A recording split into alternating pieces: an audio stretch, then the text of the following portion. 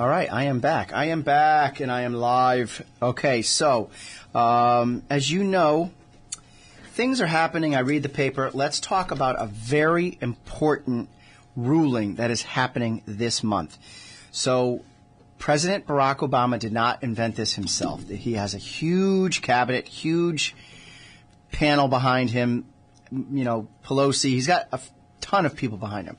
But anyway, the whole gist of this is that the healthcare law is now reality. It's in today's paper. He's declaring that the healthcare law a firmly established reality of American life, even as the legality of it. Well, what is this legality? The true premise of this is that the Supreme Court is going to rule in the month of June, and I'm sure someone's going to have this delayed. But I hope it doesn't, because it's newsworthy. They're going to rule whether it was unconstitutional for Healthcare.Gov to give out subsidies. See, the money was already spoken for. So there were federal grants, and our state was one of them, that set up an exchange. An exchange was an online marketplace. And you couldn't buy Medicare on the online marketplace, but you could buy healthcare.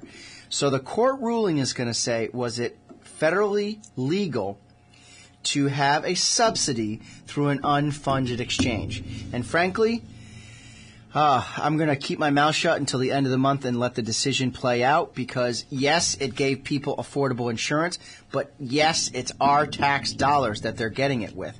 So was it unconstitutional? We will find out what the high courts say. Of course it's important. This is America.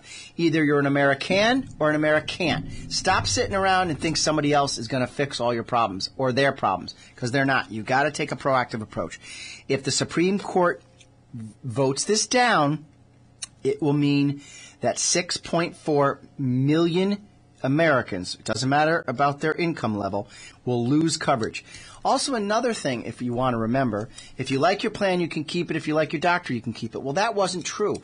So it made my 2014 one of the best years of my life, because I was alive another year, but I had to work my butt off almost 7 days a week. It was so many clients that I'd worked for 21 years. I'm on 23 now.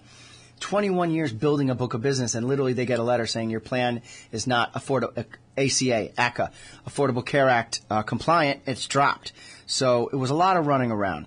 All right, so we will see what the House has to say. The Supreme Court has it in its hands.